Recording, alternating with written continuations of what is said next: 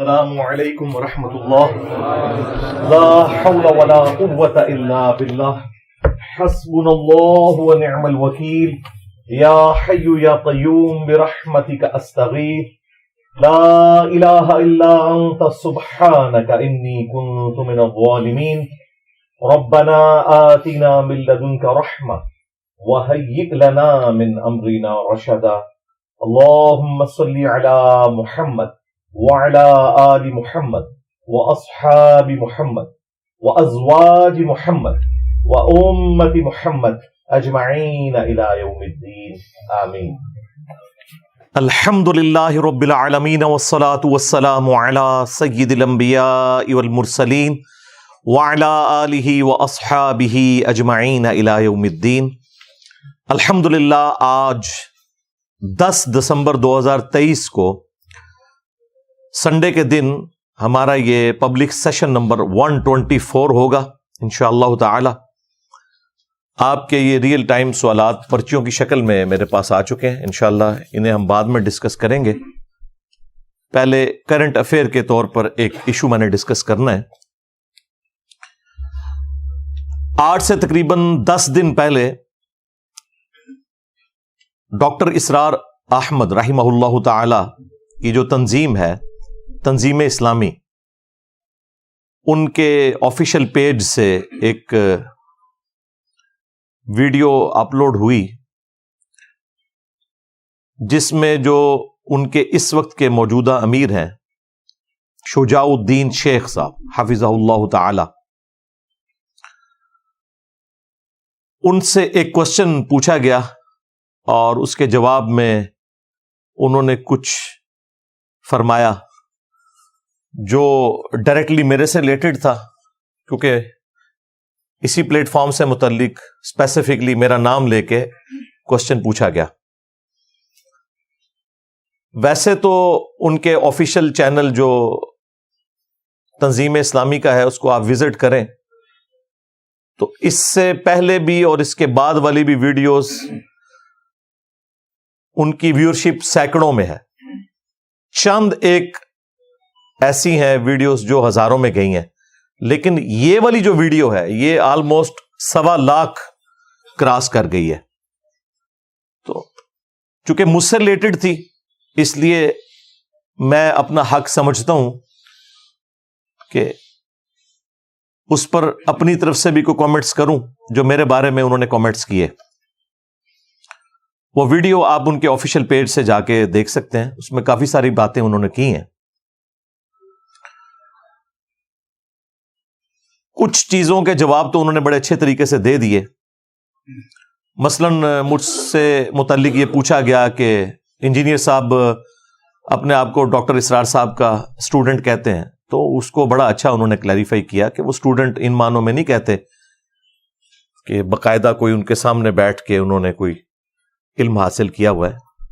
اس اعتبار سے تو ڈاکٹر اسرار صاحب رحمہ اللہ کو علماء بھی جاہلی تصور کرتے ہیں کیونکہ ان کے پاس تو کسی مدرسے کی ڈگری نہیں ہے. تو ظاہر ہے اس قسم کا رسک وہ لوگ تو نہیں لے سکتے کہ اس قسم کی کوئی بات کریں. تو انہوں نے بڑے اچھا جواب دیا کہ دنیا میں 1/3 سے زیادہ مسلمان اردو یا ہندی زبان بولتے اور سمجھتے ہیں. رسم الخط میں فرق ہے، اردو ذرا ڈفرنٹ سٹائل میں لکھی جاتی ہے، ہندی ڈفرنٹ سٹائل میں، لیکن بولنے میں سمجھنے میں ایک جیسی ہے. تو انہوں نے کہا کہ اس اعتبار سے تو ڈاکٹر صاحب کے اسٹوڈنٹس لاکھوں کی تعداد میں ہیں، اس میں کوئی شک نہیں ہے. اور جس سے آپ کوئی ایک بات بھی سیکھ لیں آپ اسے اپنا استاد کہتے ہیں. اور یہ کسی شخص کی انصاف پسندی ہوتی ہے کہ وہ اگر کوئی بات کسی بڑے سے سیکھے تو اسے کوٹ کرے تاکہ کریڈٹ اسی شخص کو ملے جس کی وہ بات ہوتی ہے. اور اس میں صرف ڈاکٹر اسرار صاحب نہیں، میں تو جاوید احمد غامدی صاحب کو بھی اپنا استاد سمجھتا ہوں، مولانا الیاس قادری صاحب کو، مولانا اسحاق صاحب کو رحمہ اللہ تعالی، غلام سعود سعیدی صاحب کو رحمہ اللہ تعالی، پیر نصیر الدین نصیر صاحب کو رحمہ اللہ تعالی، شیخ زبیر علی زئی رحمہ اللہ تعالی کو بھی اپنا استاد ہی کہتا ہوں. اور یہ عزت دینی چاہیے جن سے آپ نے بھلے تھوڑا علم بھی حاصل کیا ہے، وہ کریڈٹ آپ کو اس شخصیت کو دینا چاہیے. تو اس کو بڑا اچھے طریقے سے انہوں نے ریبٹل کیا.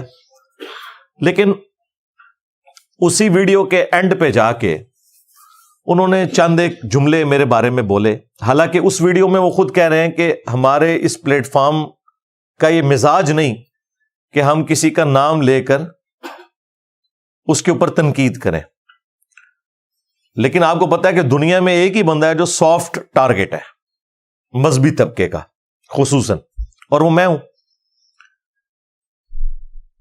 مجھ سے متعلق بات کرتے ہوئے سارے لوگ اپنے رولز کو پسے پش ڈال دیتے ہیں. کوئی بھی آؤٹ آف کانٹیکسٹ ویڈیو کاٹنے سے باز نہیں آتا، کوئی بھی آؤٹ آف کانٹیکسٹ میری گفتگو کو کوٹ کرنے سے باز نہیں آتا. یہاں پر بھی انہوں نے میرے حوالے سے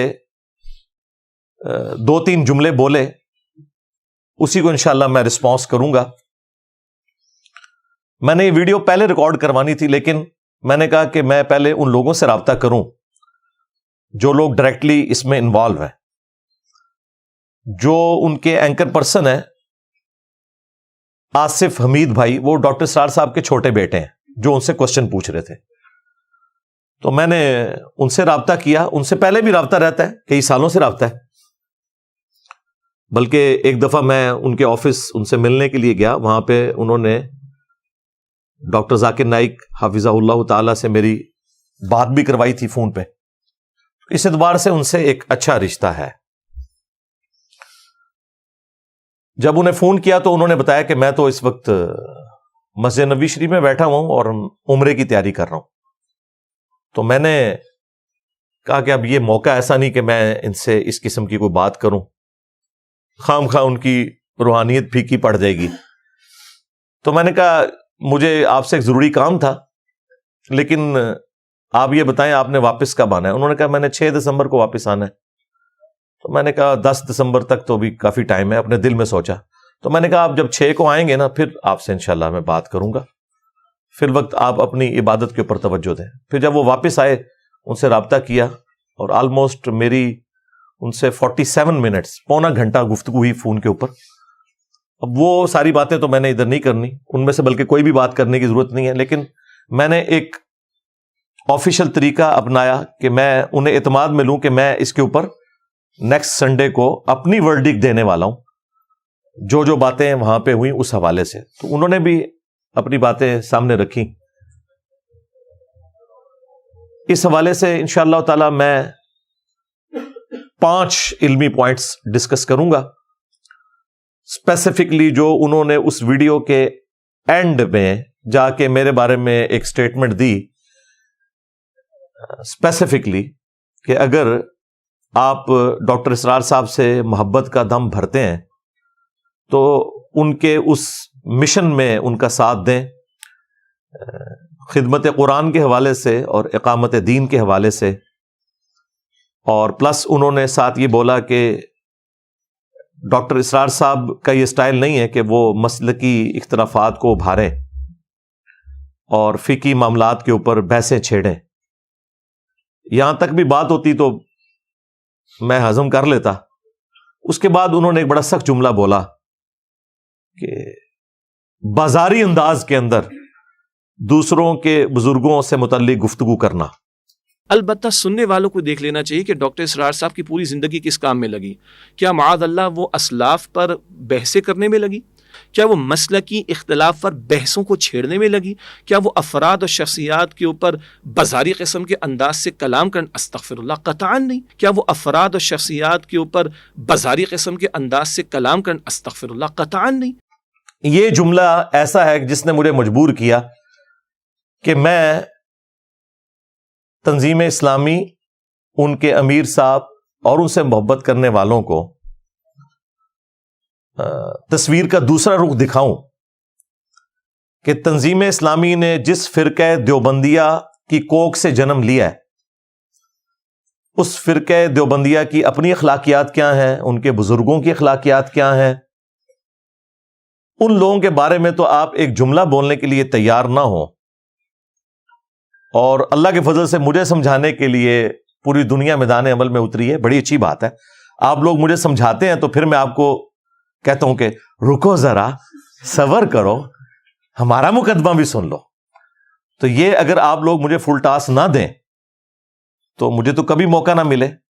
لیکن میں کوشش کروں گا کہ احترام کے دائرے کے اندر، چونکہ اب اس وقت ہمارے مخاطبین وہ لوگ ہیں جو واقعی اپنے بھول پن کے اندر ہماری اصلاح کا ایک بیڑا اٹھائے ہوئے ہیں، تو پھر پازیٹیو انداز میں انہیں بتائیں گے کہ بھائی آپ کو نہیں پتا کہ معاملات کتنے گمبھیر ہیں.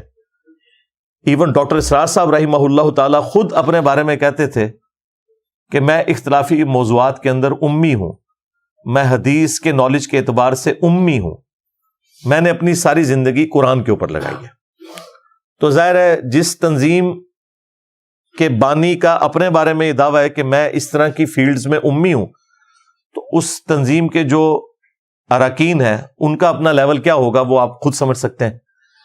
لیکن چونکہ اب میرے حوالے سے انہوں نے ایک سٹیٹمنٹ پاس کی ہے تو میں اسے انشاءاللہ 5 علمی پوائنٹس کے اندر ڈسکس کروں گا ایک انٹلیکچوئل ترتیب کے ساتھ، کیونکہ آپ کو پتا ہے میں تو معاملات کی انجینئرنگ کرتا ہوں اور ایک ایک چیز میں آپ کے سامنے انشاءاللہ لا کے رکھوں گا. لیکن تفصیل میں جانے سے پہلے ایک دفعہ دروشی پڑھ لیں. اللہم صلی علی محمد وعلی آل محمد واصحاب محمد وازواج محمد وامت محمد اجمعین الی یوم الدین آمین. ہاں جی، 5 علمی پوائنٹس جو میں نے ڈسکس کرنے تھے ان میں سے علمی پوائنٹ نمبر 1 وہ کہتے ہیں کہ جی انجینئر صاحب مسلکی اختلافات کے اوپر بحثیں چھیڑنے کی بجائے اقامت دین کے اوپر اور قرآن کی خدمت کے اوپر کام کریں. اب انہیں کون بتائے کہ اللہ کے فضل سے آپ کے سینکڑوں سال کے بزرگوں نے جو توحید کے اعتبار سے کرپشن کی تھی اور ان کے مخالفین آٹے میں نمک کے برابر لوگ توحید کی بات امت تک نہیں پہنچا سکے، جس کا اینڈ رزلٹ سب کانٹیننٹ میں قبر پرستی کی شکل میں سامنے آیا.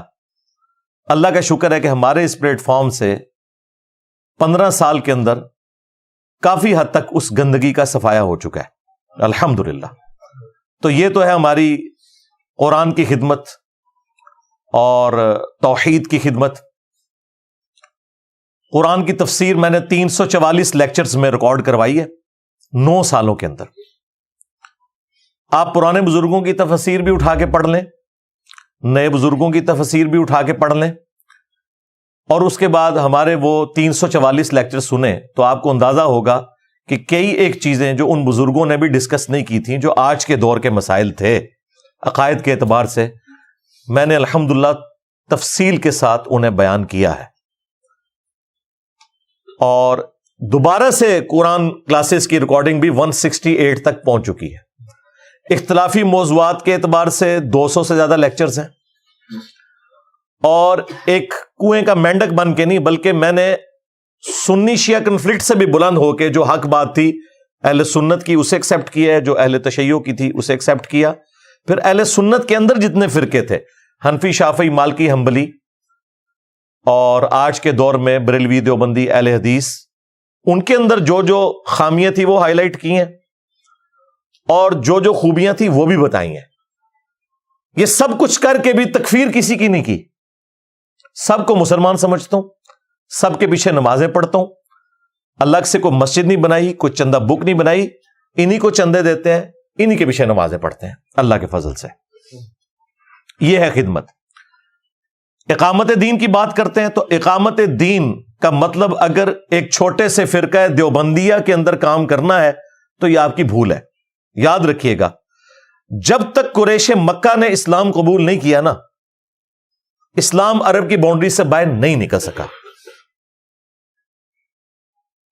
بالکل اس طریقے پہ جب تک بریلوی فرقہ آپ کی بات نہیں سنتا یا آپ ان کے اصول اور مبادی کے اوپر انہیں بات سمجھانے میں کامیاب نہیں ہوتے، دیوبندی اور اہل حدیث پوری دنیا کے اندر جتنا مرضی ادھم مچا لیں، جتنی مرضی اقامت دین کی کوششیں کر لیں، آپ کی کوششیں زیرو سے ملٹیپلائی ہوں گی، جو پریکٹیکلی ہمیں نظر بھی آ رہی ہیں، کیونکہ آپ نے سب سے بڑے فرقے کو نیگلیکٹ کیا ہوا ہے. ان کے بغیر تو یہاں کچھ نہیں ہو سکتا. اور ہمارے اس پلیٹ فارم کی برکت سے الحمدللہ سب سے زیادہ حق اسی فرقے نے قبول کیا ہے جن کو آپ نے نیگلیکٹ کیا ہوا تھا. تو ایک چھوٹے سے فرقے سے اٹھنے والی تنظیم یہ سمجھتی ہے کہ ہم خلافت کے اوپر یا اقامت دین کے اوپر کام کر رہے ہیں، اور حالت یہ ہے کہ امت کی اکثریت قبروں سے مانگ رہی ہے. امت کی اکثریت اس طریقے پہ نماز پڑھ رہی ہے جو بخاری مسلم میں لکھا ہی نہیں ہوا.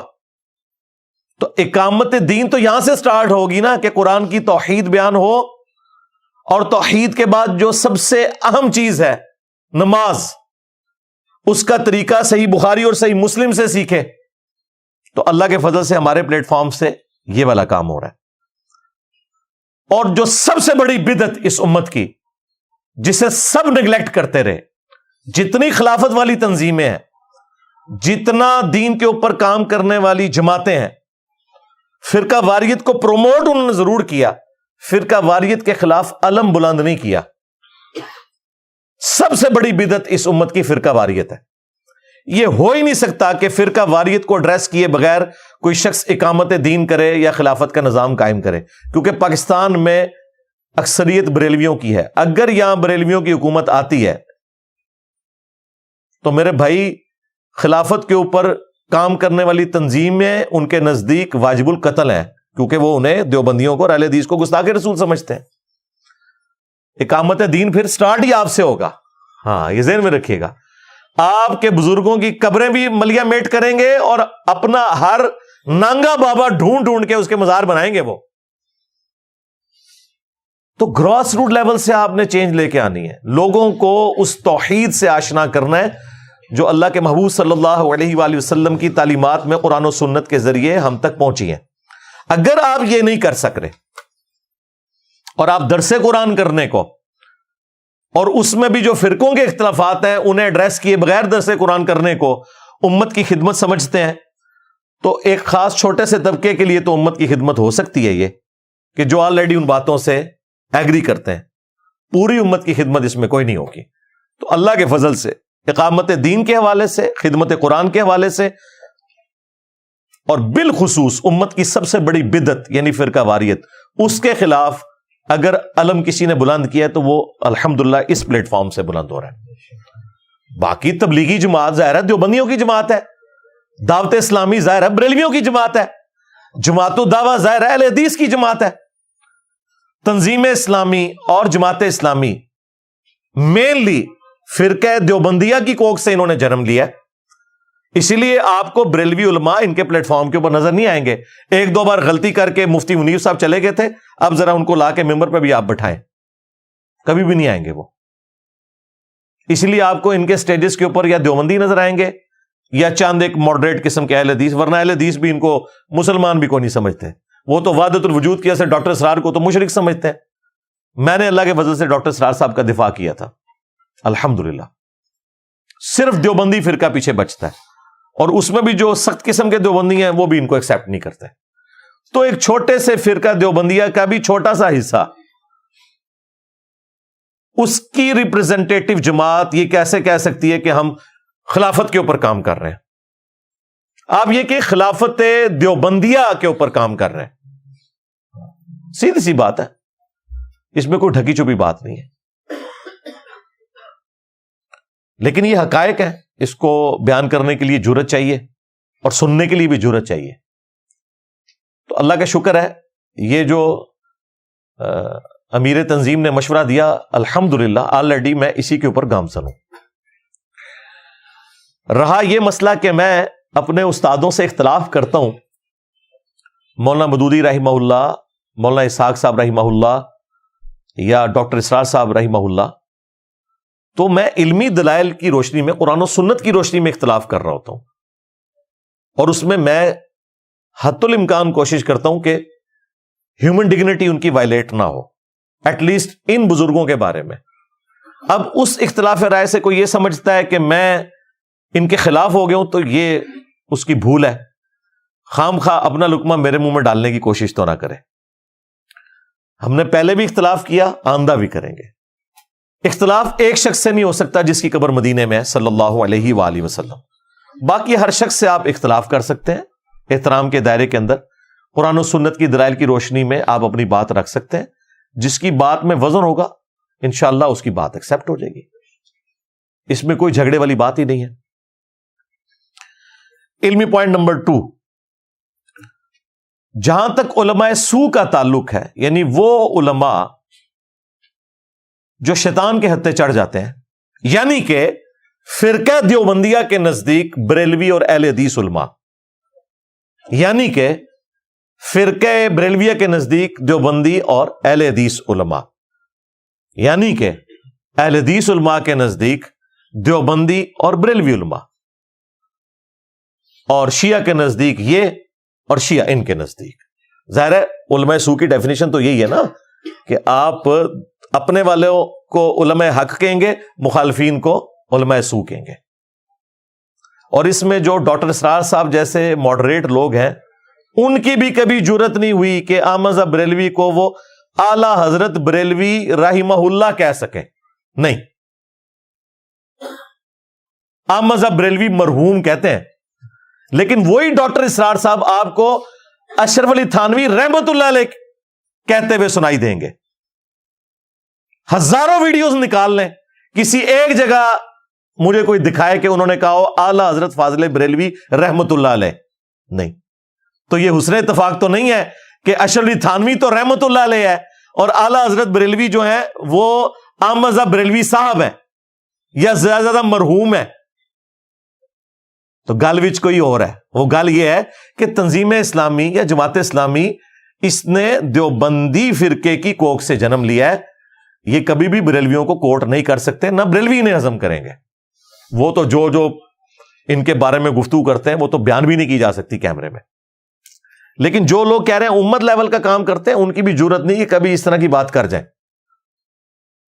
کبھی بھی نہیں کریں گے، کیونکہ انہیں پھر اپنے فرقے سے جن کی مساجد میں انہوں نے درس دینے ہیں وہاں سے جب نکال دیں گے تو ان کے پلیٹ فارم تو ختم ہو جائیں گے. وہ کب ایسا رسک لے سکتے ہیں؟ پھر صرف یوٹیوب کے بری کام ہوگا ان کا.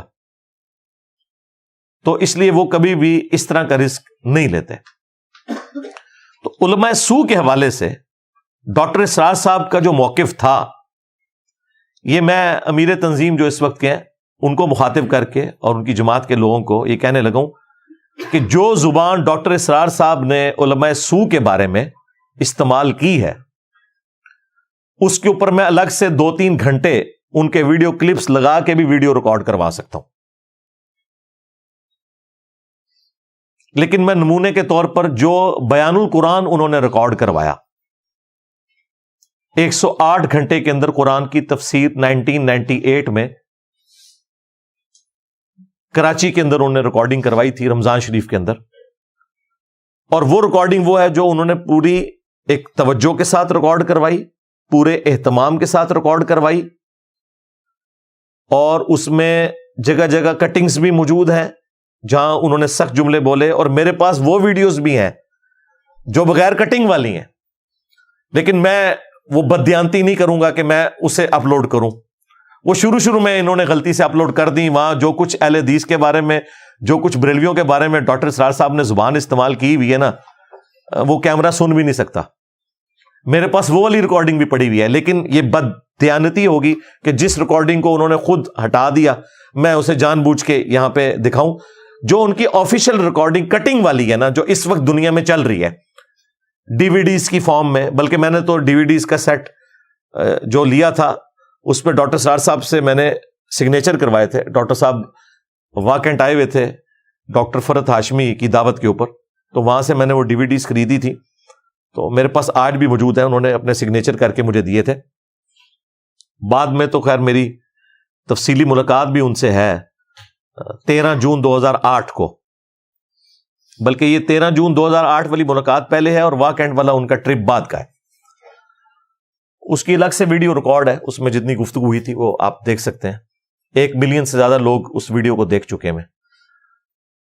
تو جو اس وقت اسٹیبلشڈ بیان القرآن موجود ہے، اس کے اندر ڈاکٹر اسرار صاحب نے جو جملے علماء سو کے بارے میں بولے ہیں میں وہ آپ کو نہ صرف کوٹ کروں گا بلکہ اس کے ویڈیو کلپس بھی بیچ میں ڈالوں گا. کوئی یہ بھی کہہ سکتا ہے کہ انجینئر صاحب اپنی طرف سے ڈاکٹر اسرار صاحب کے بارے میں بات کر رہے ہیں. بعض بیچارے جو نوخیز لڑکے نئے نئے تنظیم کے ساتھ جڑتے ہیں تو وہ سمجھتے ہیں کہ ہم ڈاکٹر صاحب کے اوپر جھوٹ باندھ رہے ہیں. تو ان کی تسلی کے لیے بھئی آپ کو ڈاکٹر صاحب سے اٹیچ ہوئے کتنا عرصہ ہوا ہے, اور مجھے ویڈیوز ان کی دیکھتے ہوئے 15 سال سے زیادہ ہو چکا ہے. مجھے تو بیان القرآن میں جہاں جہاں انہوں نے قرآن حکیم کی تلاوت کے دوران غلطیاں کی ہیں وہ جگہ بھی پتہ ہے, لیکن میں نے کبھی کو کلپ اس کا کاٹ کے اپلوڈ نہیں کیا. غلطی لگ سکتی ہے, چھوڑ دیں. ابھی دیوبندیوں کے منہ کے اوپر اتنی بڑی کالک ملی گئی ہے. فلسطین کانفرنس کے اندر پلانٹ ارتھ پہ جو دیوبند کے سب سے بڑے مفتی ہیں, جن کو یہ مفتی اعظم پاکستان بھی کہتے ہیں, شیخ الاسلام کہتے ہیں, مفتی تقی عثمانی صاحب حافظہ اللہ تعالی.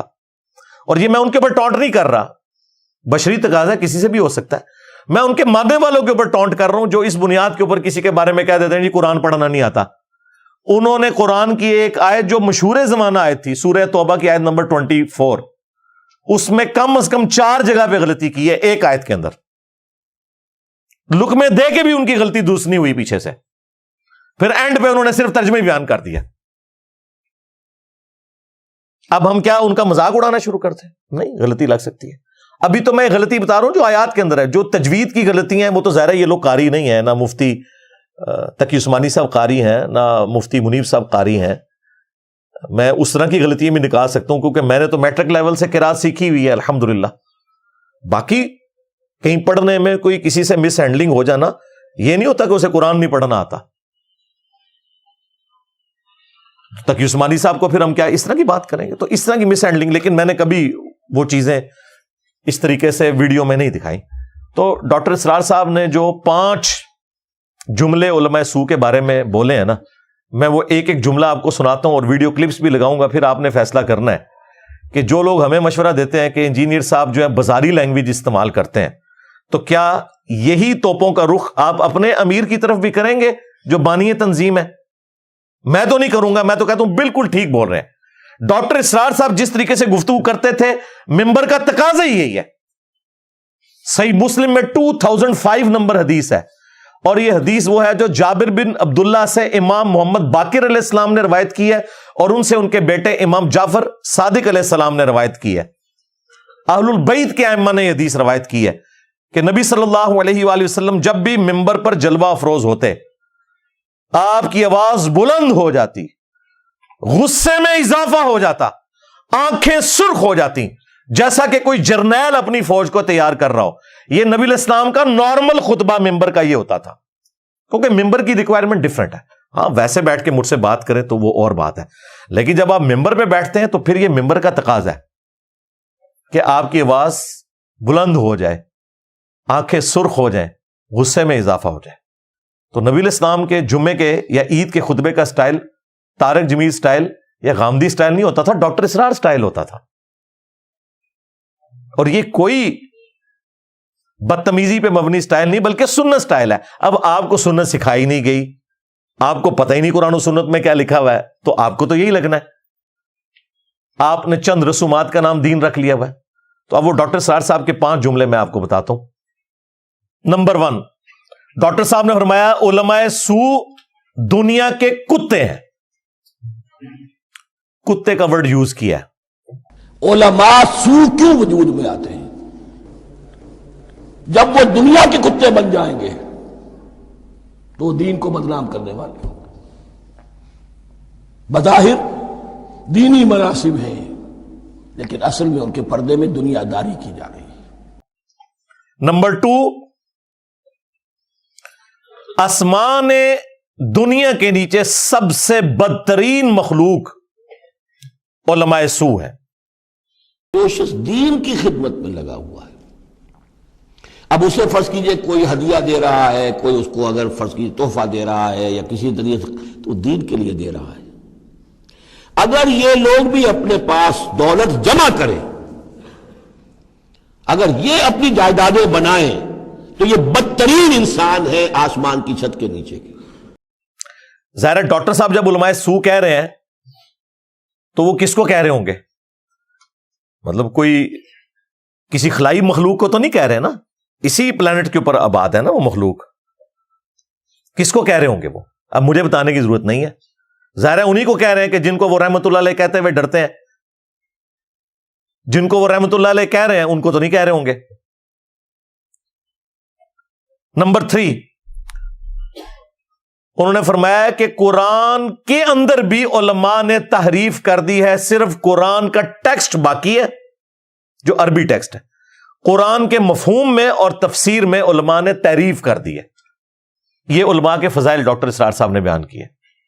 ہمارے بھی بہت سے علماء کا علماء سو جنہیں ہم کہتے ہیں حال یہ ہو چکا ہے, خود بدلتے نہیں قرآن کو بدل دیتے ہیں. ہوئے کس درجہ فقیہان حکم بے توفیق. جو صورتحال ہے صرف قرآن کا متن بچا ہوا ہے, اس کے مفہوم میں, اس کی تفسیر میں, اس کے ترجمے میں تو تحریفیں موجود ہیں, بڑی بڑی تحریفیں موجود ہیں. متن بچا ہوا ہے, وہ اس لیے کہ اللہ تعالیٰ نے اس کی حفاظت کا ذمہ لیا ہے.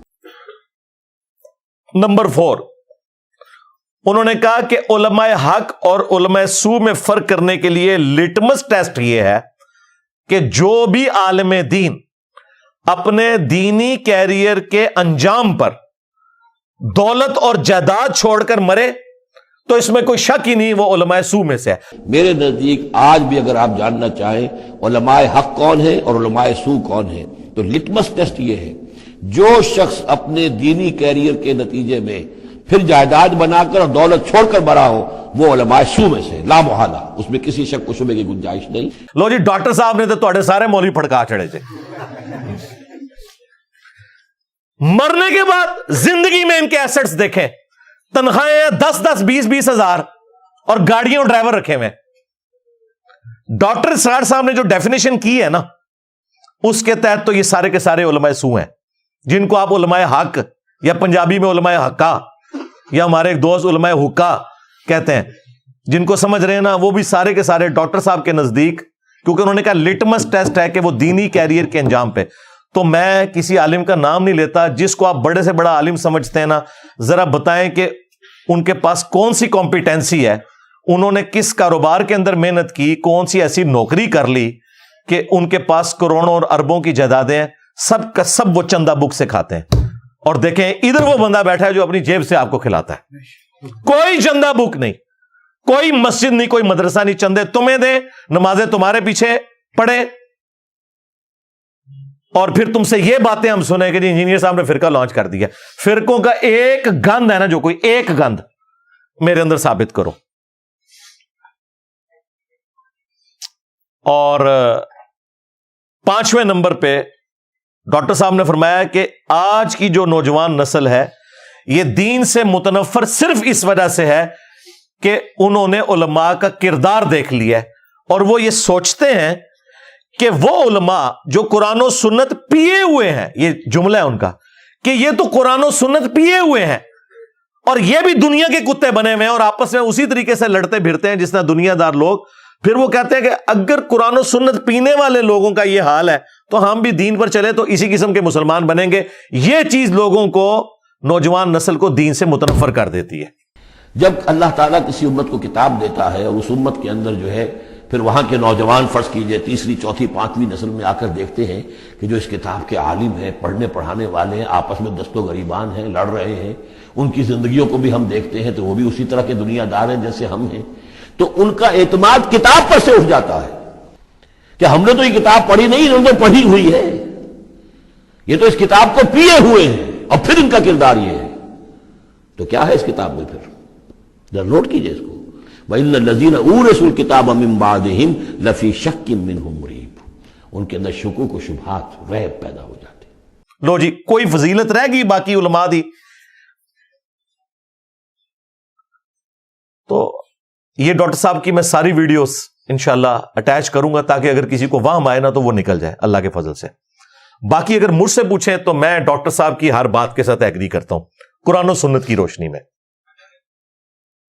جو انہوں نے کتے والی بات کی, بالکل اللہ تعالیٰ نے سورۃ الاعراف کی آیت نمبر 175 اور 176 میں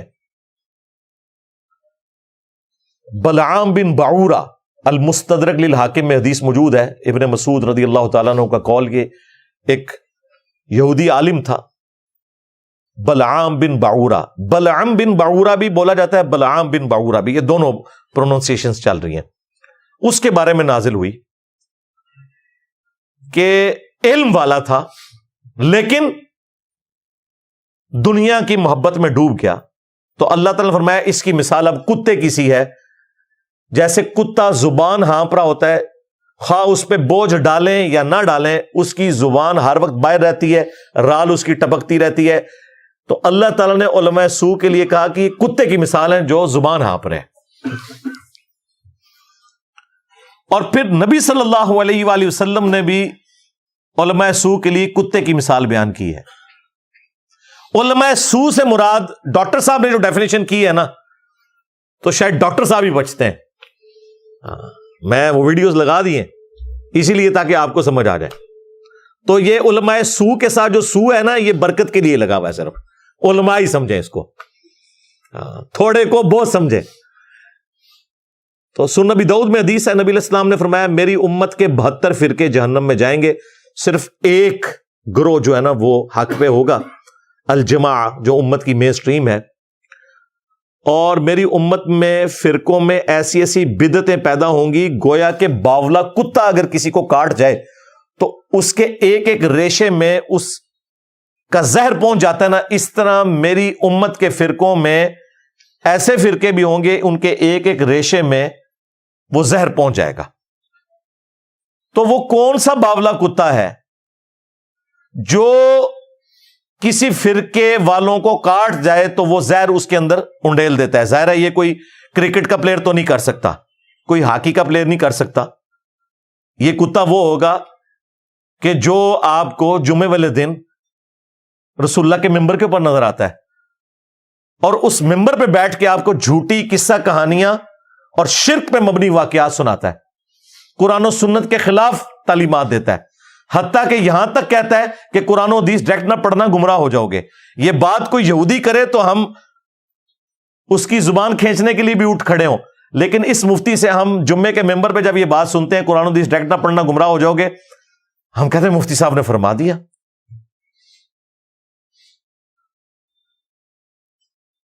تو قرآن میں اور حدیث کے اندر کتے کی مثال ان کے لیے بیان ہوئی. پھر قرآن میں اللہ تعالیٰ نے علماء یہود کو گدھے کی مثال بیان کیا. کیوں؟ گدھے کے اوپر آپ کتابیں لاد دیں وہ اس سے استفادہ نہیں کر سکتا. ان کے شوکیسوں میں بھی قرآن بخاری مسلم پڑھے ہوئے ہیں, گویا کہ لدی ہوئی ہیں کتابیں, یہ ان کو کھول کے ان سے استفادہ نہیں کرتے, الٹا آپ کو کہتے ہیں قرآن حدیث ڈائریکٹ نہ پڑھنا گمراہ ہو جاؤ گے. تو اللہ تعالیٰ نے فرمایا کہ یہ گدھے کی مثال ہے. علماء یہود ان کی کتابوں میں پروفیسیز موجود تھیں کہ پیغمبر آخر الزمان صلی اللہ علیہ وآلہ وسلم نے آنا ہے, اس کے باوجود انہوں نے حق قبول نہیں کیا. اور بخاری اور مسلم دونوں میں حدیث ہے, نبی علیہ السلام نے فرمایا کہ میں نے اپنی امت کے ان وائزین کو, علماء کو, جہنم میں اپنی انتڑیوں کے گرد کولو کے گدھے کی طرح چکر کاٹتے ہوئے دیکھا ہے. جس طریقے سے کولو کا بیل ہوتا ہے نا, اونٹ ہوتا ہے, تو گدھے سے بھی یوں چکر کٹوایا جاتا تھا گندم کو سٹوں سے الگ کرنے کے لیے. تو وہ اپنی انتڑیوں کے گرد چکر کاٹ رہے ہیں اور جہنمی ان کے گرد جمع ہوتے ہیں. بخاری مسلم کے الفاظ ہیں, پوچھتے ہیں کہ یار تو ہمیں دنیا میں نیکی کا حکم دیتا تھا, حضرت صاحب تسی بھی. تو وہ کہے گا کہ افسوس, میں تمہیں نیکی کا حکم دیتا تھا, برائی سے روکتا تھا, لیکن خود وہی کام کرتا تھا جو تم لوگ کر رہے ہو, کیونکہ وہ بھی جنت میں پہنچے ہوئے نا. کئی استاد جنت میں بھی پہنچ چکے ہوں اس کی باتیں سن کے.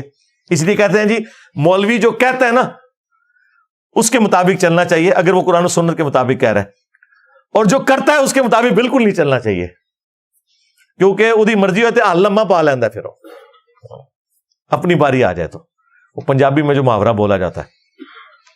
بہرحال اب مجھے بتائیں, وہ علماء جو ممبروں پہ آپ کو کہہ رہے ہیں کہ قرآن و حدیث ڈائریکٹ نہ پڑھنا گمراہ ہو جاؤ گے, کیا یہ اسلام کے غدار نہیں ہے؟ ان فرقہ باز اور اسلام کے دشمن علماء کو ننگا کرنا کیا یہ اس وقت کی سب سے بڑی ضرورت نہیں ہے؟ یہ کام کسی نے نہیں کرنا, یہ وہ کام ہے جو اس پلیٹ فارم کی لیگیسی ہے. جس کام کو کوئی بڑے سے بڑا عالم بھی ہاتھ نہیں ڈال سکا، کیونکہ اس کے ساتھ جان کا خطرہ جڑا ہوا ہے، اس کے ساتھ فیم کا خطرہ جڑا ہوا ہے۔ دیکھیں پرانے جتنے بزرگ بابے علماء آتے تھے نا، کسی فرقے کی کوکھ سے جنم لیتے تھے اور عروج پہ پہنچتے تھے۔ خواہ وہ طارق جمیل صاحب ہوں، فرقہ دیوبندیہ سے نکلے ہیں، تبلیغی جماعت کا پلیٹ فارم تھا۔ الیاس قادری صاحب ہوں، فرقہ بریلویہ سے نکلے۔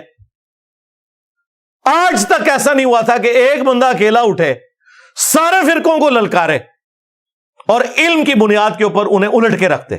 یہ اللہ تعالیٰ کی غیبی مدد ہے، الحمدللہ۔ یہ اس وقت کی ضرورت ہے، فرقہ واریت کے خلاف جہاد کرنا۔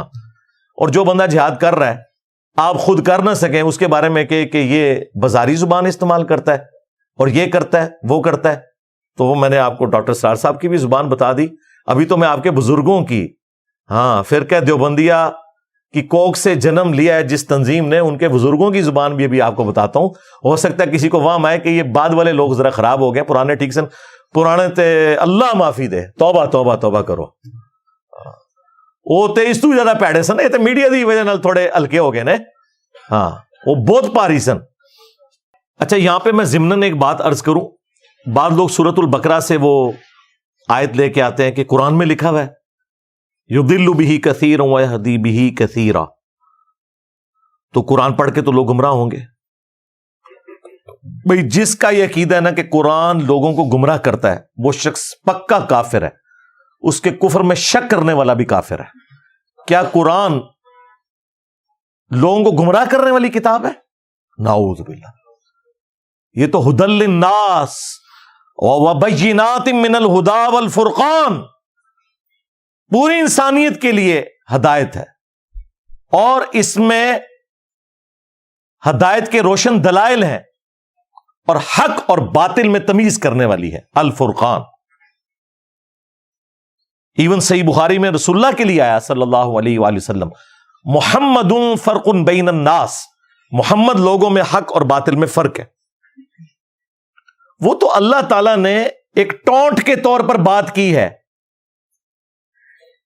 کہ جو لوگ کہتے تھے کہ یہ کتاب اللہ کی طرف سے ہے، لوگ ہمیں مشورے دیتے ہیں، انجینئر صاحب اتنے پڑھے لکھے ہیں، آپ پنجابی کے لفظ کیوں بولتے ہیں؟ اللہ تعالیٰ کو بھی لوگ اسی قسم کے مشورے اس زمانے میں کہتے تھے کہ اللہ اتنی بڑی ہستی، پھر قرآن میں یہ مثال کیوں آئی مکھی کی؟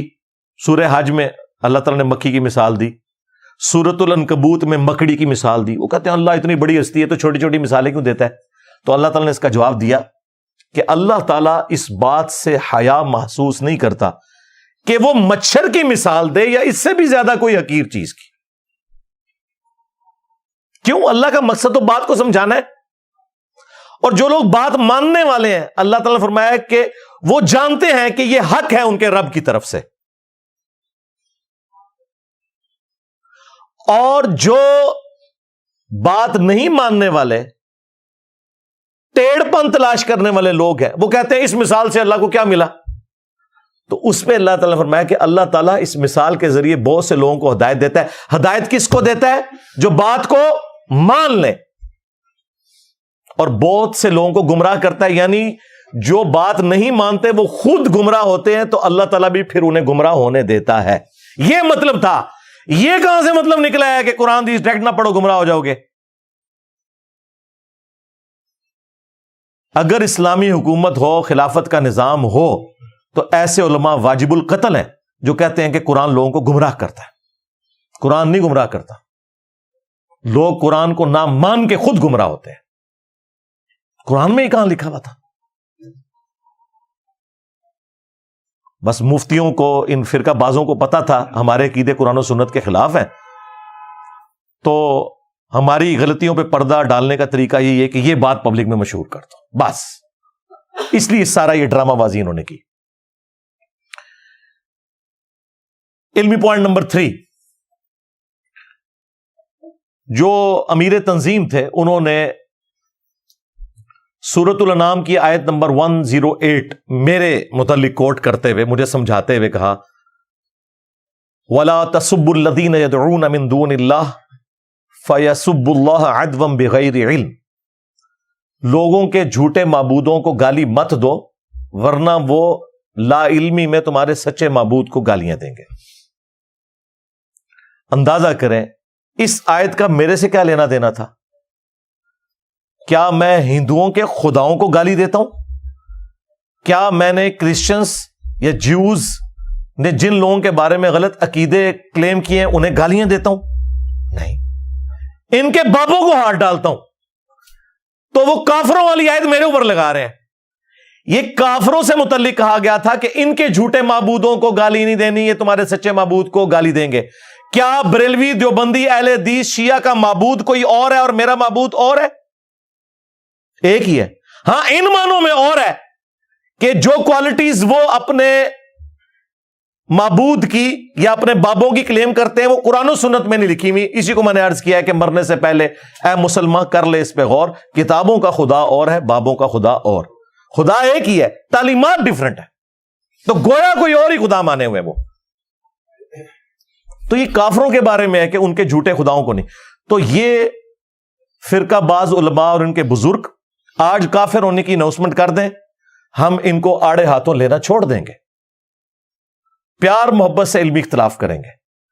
لیکن تم نام لو ہمارے پیغمبر کا تو بھائی غداروں کے لیے یہ آیت نہیں ہے. وَلَا تَسُبُّوا الَّذِينَ يَدْعُونَ مِن دُونِ اللَّهِ. قرآن کو ذرا سمجھو. غداروں کے لیے حضرت عمر کی تلوار ہے اور میری زبان ہے. عزتیں ویل کی تم نے اللہ اور اس کے رسول کے نام کے اوپر، چندے بٹورے اللہ اور اس کے رسول کے نام کے اوپر عز و جل و صلی اللہ علیہ وآلہ وسلم. سواریاں سوار کی تم نے مکے اور مدینے کی آوازیں لگا کے اور پھینکی جا کے دیوبند شریف، بریلی شریف، اجمیر شریف، بغداد شریف. غدار ہو تم اپنے نبی کے. دیکھو پھر اللہ نے تم سے کیا بدلہ لیا ہے. کتنی بڑی بلا تمہارے اوپر چھوڑ دی ہے. میرے نبی سا ہے ہی کوئی نہیں، تیرے بابے تھے شاہی کوئی نہیں. اون سمجھ آئی میں کتنے کہنا وا کہ بابے تھے شاہی کوئی نہیں. ہاں یعنی چشتی رسول اللہ، تھانوی رسول اللہ والے بابے، شاہی کوئی نہیں. تو یہ بہت چھوٹا جملہ ہے. ہونا تو چاہیے تھا کہ پٹو انہوں نے قبراں، لیکن میں نے کبھی نہیں کہا. علمی اختلاف کرتا ہوں. تو یہ آیت بالکل مس کوٹ کی ہے آپ نے. آپ قرآن و سنت کا علم حاصل کریں، آپ کو پتا چلے کہ یہ آیت غداروں سے متعلق نہیں ہے، یہ کافروں سے متعلق ہے. غداروں سے متعلق یہ ہے کہ انہیں کوئی رائٹ نہیں پہنچتا کہ وہ اسلام کا نام لے کے اسلام کی پیٹھ میں چھرا گھونپے. انہیں آڑے ہاتھوں لیا جائے گا. ہاں. پھر انہوں نے دوسری آیت کوٹ کی سورہ النحل کی، ادعو الی سبیل ربک بالحکمہ والموعظۃ الحسنہ وجادلہم باللتی ہی احسن. بلاؤ اپنے رب کی طرف حکمت کے ساتھ اور اچھے واز کے ساتھ اور مجادلہ کرو احسن طریقے سے. تو مجھے سمجھا رہے تھے کہ آپ مجادلہ احسن طریقے سے کریں. یہ بالکل اس طریقے سے ہے کہ ایک بندہ جس نے پوری زندگی گولف کی نازک سی سٹک کے ساتھ ایک نازک سے بال کو کھیلا ہو، وہ کسی کرکٹر کو یہ مشورہ دے کہ اتنے وزنی بیٹ کے ساتھ اتنی وزنی بال کو آپ نے ہٹ کیسے کرنا ہے، تو اسے کہا جائے گا بھائی تجھے تو پتہ ہی نہیں ہے، تو تو بالکل برگر اور ممی ڈیڈی بندہ ہے، تجھے پتہ ہی نہیں ہے کہ یہ مسئلہ کیا ہے، اور تو ہمیں یہ مشورہ دے رہا ہے کہ حکمت کے ساتھ اور مجادلہ کرنا ہے آسان طریقے سے. جی الحمدللہ آپ آسان طریقے سے ذرا مجادلہ کر کے بتائیں نا تھانوی رسول اللہ کے اوپر، ہاں چشتی رسول اللہ کے اوپر، تو لگ پتہ جائے گا. سرکار نہ آپ کی ہمت ہے نہ ڈاکٹر صاحب کی ہمت تھی کہ ان باتوں پہ بات کریں، ورنہ فرقہ دیوبندیہ ان کو اپنی مسجد میں درس نہ دینے دیتا. جو کام آپ کر نہیں سکتے تو اللہ کے بندوں مجھے کیوں مشورہ دے رہے ہو؟ چلو میں نے تو اپنے طریقے سے کیا، تو اسی ایک کام کر کے دسو. اور بنیادی چیز ہے، ظاہر ہے بنیادی قائد ہے، مجادلہ کرو آسان طریقے سے. تو میرا یہ دعویٰ ہے اس پلانٹ ارتھ پہ مجھ سے سافٹ بندہ ہی کوئی نہیں جو اختلافی موضوعات کے اوپر بولتا ہو. اگر کوئی ہے تو پروڈیوس کریں. اول تو بندہ ہی نہیں ملنا، اور جو ملے گا وہ کہے گا کہ دیوبندیوں اور اہل حدیث کی اذان کا کیا احترام، یہ وہابیاں دی اذان ہے، اس کا کیا احترام، یہ تے سوراں دے سور نے. کہنا انہیں بڑے دے اخلاص منگو تو بڑے بڑے لوگ گداواں نو خیر پا ہی دیں گے. چلو جی چلیے او بھابیاں دی اذان اے تے کڑا تے اے تے سور دے سور چلو چلیے.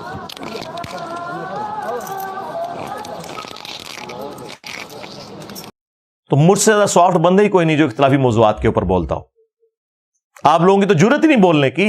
چلیں آپ آسان طریقے سے ذرا تھانوی رسول اللہ اور چشتی رسول اللہ کے اوپر بول کے بتائیں.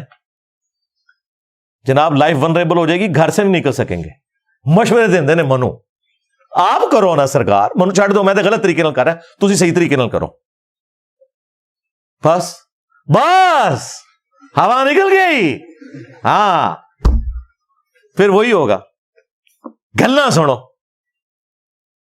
تو اللہ کا شکر ہے میں سافٹ طریقے سے چل رہا ہوں. اور آپ جن بزرگوں کے ماننے والے ہیں, جن بزرگوں کے فرقوں کی کوکھ سے آپ کی تنظیم نے جنم لیا, ان کی زبان بھی میں آپ کو برکت کے لیے پیش کر دیتا ہوں. اس تو بعد میر صاحب نو بڑیاں گالاں پیڑیاں جے, یار کیوں چھیڑیا جے انجینئر صاحب نو, چھیڑیا تو اسی مگر ساڈے پہ گیا جی. اس لیے کہ بھائی آپ کے میر صاحب اس وقت آپ کے فرنٹ مین بنے ہوئے, اور ان کی تنظیم بھی بیچاری بھولپن میں, اور وہ میر صاحب بھی میں کہتا ہوں بھولپن میں یہ سمجھ رہے تھے. تو میرا کام ہے نا ان کی اصلاح کرنا. تو میں انہیں بتاتا ہوں کہ ان کے بزرگوں کی کیا لینگویج تھی, کس طرح وہ آسان طریقے سے مجادلہ کرتے تھے.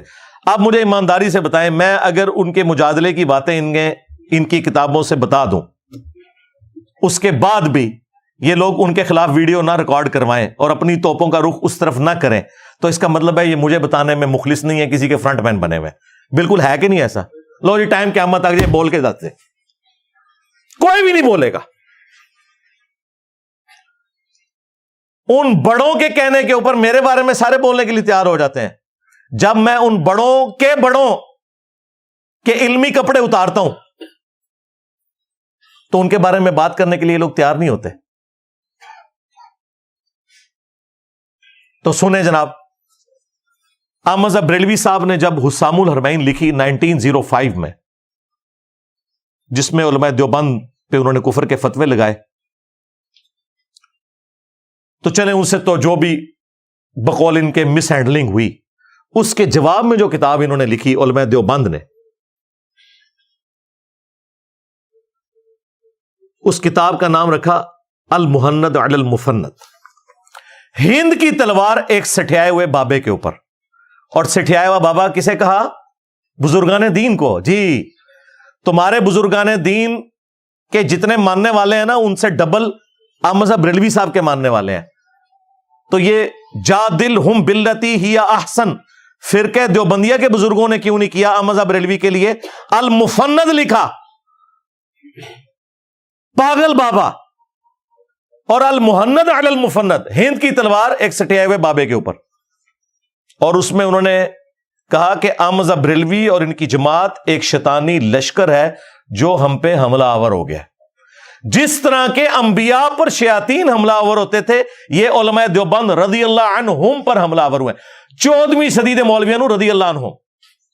جی لو سامو,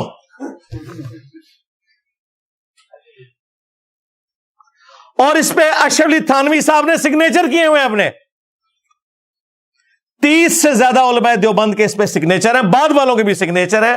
ہمارے استاد ڈاکٹر اسرار صاحب جن کو اپنا مرشد مانتے تھے, یوسف لدھیانوی صاحب, ان کے بھی اس پہ سگنیچر ہوئے ہیں.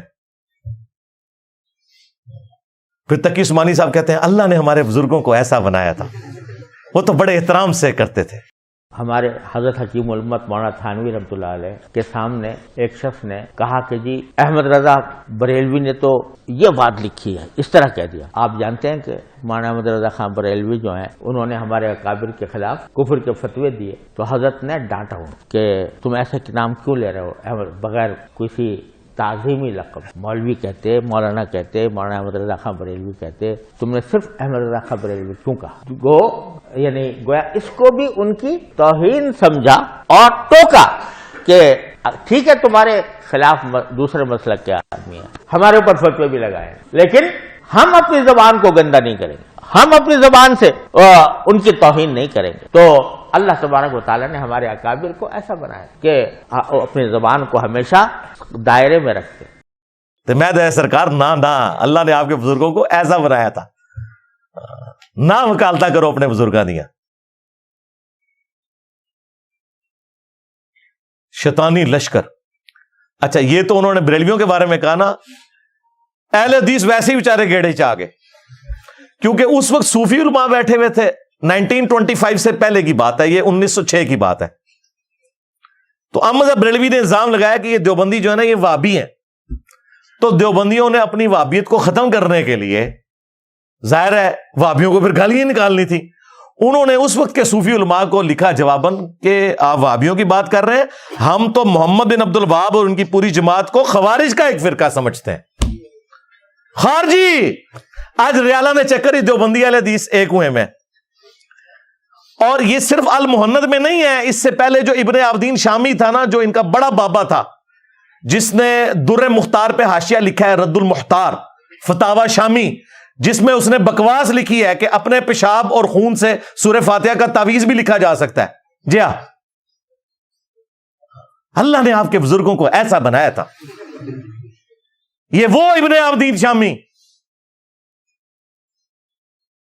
اس نے بھی محمد بن وہاب صاحب کو خوارج کی جماعت لکھی ہے.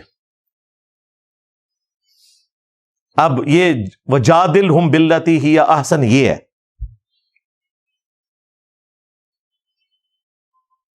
یہ اس کتاب کے اندر انہوں نے جو یعنی اپنے مخالفین کے بارے میں جو کچھ بولنا تھا وہ میں نے آپ کو بتایا. اس کے علاوہ بھی بہت ساری باتیں میں بول سکتا ہوں, لیکن پھر ٹاپک دوسری طرف چلا جائے گا. اب ایسی صورتحال کے اندر میرا کام یہ ہے کہ لوگوں کو بتایا جائے کہ ٹوٹی کمند کہاں. اصل میں پرابلم بڑوں نے خراب کیا, جس کی وجہ سے آج امت میں انڈیا کے 2 شہروں کی بنیاد کے اوپر فرقے بن گئے. 1866 میں دیوبند مدرسہ بنا, اس سے پہلے دنیا میں کوئی مسلمان دیوبندی نہیں تھا. جس فرقے کی عمر بمشکل 150 سال ہے, وہ یہ کہہ رہے ہیں ہم اسلاف کے امین ہیں. اچھا اگر آپ امین ہیں تو بریلوی بھی تو حنفی ہیں. ان کا مدرسہ بنا ہے 1904 میں منظور الاسلام بریلی میں. اس سے پہلے دنیا میں کوئی مسلمان بریلی نہیں تھا. بریلوی دیوبندی انڈیا کے 2 شہروں کے نام کے اوپر فرقے بن گئے. کہتے ہیں نہیں دونوں ہی حنفی ہیں. اچھا دونوں حنفی ہیں تو ایک دوسرے کو کافر کیوں سمجھتے ہیں, مسجد کیوں ادا کرتے ہیں, سر کیوں پھاڑتے ہیں ایک دوسرے کے اسلام آباد میں مسجد حاصل کرنے کے لیے؟ نہیں یہ بعد میں خراب ہوئے ہیں. جو پرانے حنفی تھے نا وہ بالکل ٹھیک تھے. توبہ پرانے گلوں. 400 سال تک 1517 سے 1917 تک سلطنت عثمانیہ نے خانہ کعبہ میں 4 مسلح ڈالے ہوئے تھے. ان کی کلٹ تصاویر بھی موجود ہیں. جب وہ سعودی حکومت نے مسلح اٹھوائے نا, بلڈنگز انہوں نے 1955 میں توڑی ہیں. اس وقت کی وہ تصویریں موجود ہیں, میں اٹیچ کر دوں گا. یہ جناب امت کی خدمت تھی. 400 سال تک ایک کعبے کو 4 فرقوں میں بانٹا ہوا تھا انہوں نے. کہتے نہیں امت کو جوڑا تھا. جوڑا یہ ہوا تھا کہ کہتے ہیں چاروں حق میں ایک دوسرے کے پیچھے نماز نہیں پڑھتے تھے. آج مجھے بتائیں کوئی گورا مسلمان اور وہ کعبہ شریف جائے تو وہ پہلے تو فیصلہ کرے گا یہ کعبے کے اندر 4 لدہ سے اسلام ہے. اللہ ایک, رسول ایک, قرآن ایک, یہ 4 امام ادھر کیا کر رہے ہیں؟ اس کا مطلب ہے گڑبڑ بعد میں ہوئی ہے. ہاں جی بعد میں ہوئی ہے. شاہ ولی اللہ دہلوی نے لکھا ہے کہ 4تھی صدی ہجری کے اندر تقلید, اندھی تقلید کی بدعت کا آغاز ہوا. یہ حجت اللہ البالغہ میں انہوں نے لکھا ہے. میں نے کئی دیوبندی مفتیوں کو پوچھا, ان کو بھی نہیں تھا پتا, جو کہتے ہیں ہم نے سلیکٹو پڑھی تھی حجت اللہ البالغہ. جی ہاں, شاہ ولی اللہ نے لکھا ہے سب تو وڈی بدعت امت اچ فرقہ واریت اماموں کے نام کے اوپر اندھی تقلید ہے. ان تو چھوڑے ہی کچھ نہیں. ان کا اس سے پہلے مسلمان اس کاموں میں انوالو نہیں تھے. پھر انہوں نے حنفیوں کو بھی صحیح رگڑا لگایا اس مسئلے میں. انہوں نے کہا بخاری اور مسلم کی صحت کے اوپر امت کا اتفاق ہے, ان سے بغض رکھنے والا اہل سنت سے خارج ہے. سب سے زیادہ بغض حنفی رکھتے ہیں کیونکہ ان کی نماز کا طریقہ بخاری مسلم کے مطابق نہیں ہے. یعنی رکوع میں جاتے وقت اور رکوع سے اٹھتے وقت رفع الیدین. الٹا کوئی رفع الیدین شروع کر دے اسے کہتے ہیں انقریب قادیانی ہو جائے گا. اوے قادیانی تو تھوڑے پر آ جائے. ہاں جی, حنفی بریلوی, حنفی دیوبندی اور حنفی قادیانی. قادیانی فقہ میں حنفی ہیں، وہ بغیر رفع الیدین کے نماز پڑھتے ہیں، اور انہوں نے کیا مشہور کیا؟ جو رفع الیدین شروع کرے وہ قادیانی ہو جاتا ہے۔ کتنا بڑا جھوٹ مشہور کیا۔ تو آپ لوگ ہمیں قادیانیوں کے ساتھ ملائیں تو پھر ہم تو بتائیں گے کہ قادیانی تو آپ لوگوں کے بھائی ہیں بھائی، وہ تو آپ لوگوں کے طریقے کے مطابق نماز پڑھتے ہیں۔ اس وقت جو ان کے مربی ہیں ان کی تو باقاعدہ ویڈیو ریکارڈ ہے کہ ہم حنفی ہیں۔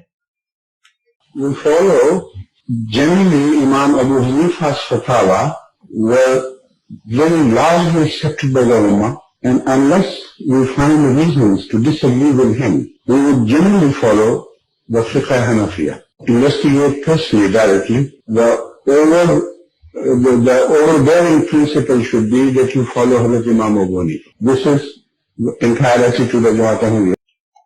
تو دیکھ لیں اللہ کے فضل سے انہوں نے جو جو ملمہ کاری کی ہوئی تھی نا جھوٹ کی، ایک ایک کر کے اترتی جا رہی ہے اللہ کے فضل سے، الحمدللہ۔ تو یہ فرقہ وارانہ سارے کے سارے معاملات ان کے بزرگوں نے خراب کیے۔ ایک بندہ اٹھ کے سرجن والا کام کر رہا ہے، اس کو یہ کہہ رہے ہیں کہ یہ چیرا کیوں لگاتا ہے؟ بھائی سرجن کا تو کام ہی چیرا لگانا ہے۔ ہومیوپیتھک ادویات دینے والے واعظین وہ کسی ڈاکٹر سرجن کو گلا نہیں کر سکتے۔ میرے پاس تو مریض ہی وہی آتا ہے کہ جس کا علاج ہی چیرے سے ہوگا۔ دنیا میں کوئی ہومیوپیتھک دوائی نہیں ہے کہ اگر کسی شخص کا بائی پاس ہونے والا ہے اور وہ آپ اس کو دوائی دیں، نہ ایلوپیتھک دوائی کام آتی ہے نہ ہومیوپیتھک۔ وہ سیدھا ادھر گرائنڈر چلاتے ہیں، پسلیاں توڑتے ہیں، دل نکالتے ہیں، اور پھر یہ پاؤں سے ایک نس نکال کے ٹانگ میں سے ادھر فٹ کر کے اسے بائی پاس کرتے ہیں۔ اب جو بندہ یہ کام کرتا ہے اسے آ کے اگر کوئی ایک بھولا بھالا عالم دین یہ سمجھائے کہ جی ذرا مجادلہ احسن طریقے سے کیا کریں، یہ آپ کو چیرا لگانا گرائنڈر لگانا کیا ضروری ہوتا ہے؟ ان تمہیں پتہ ہی کسی گال دا نہیں اللہ دے بندے، میں کہہ کہاں تنوں تیرے سے ترسی کھاواں گا میں۔ چلو آپ کر کے بتا دیں، آپ بھی سرجن والا کام کریں، اسی طریقے سے لوگوں کی چیخیں نکلیں گی۔ آرتھوپیڈک سرجن کے پاس جو لوگ جاتے ہیں نا، جب وہ بازو چڑھاتا ہے تو چیخیں نکلواتا ہے، وہ کیوں نہ نکلوائے بھائی، اس سے بغیر وہ بازو چڑھ نہیں سکتا۔ آج تک آرتھوپیڈک سرجن کو تو کسی نے نہیں کہا کہ بھئی آپ کی کلینک سے ہر وقت چیخوں کی آواز آتی ہے۔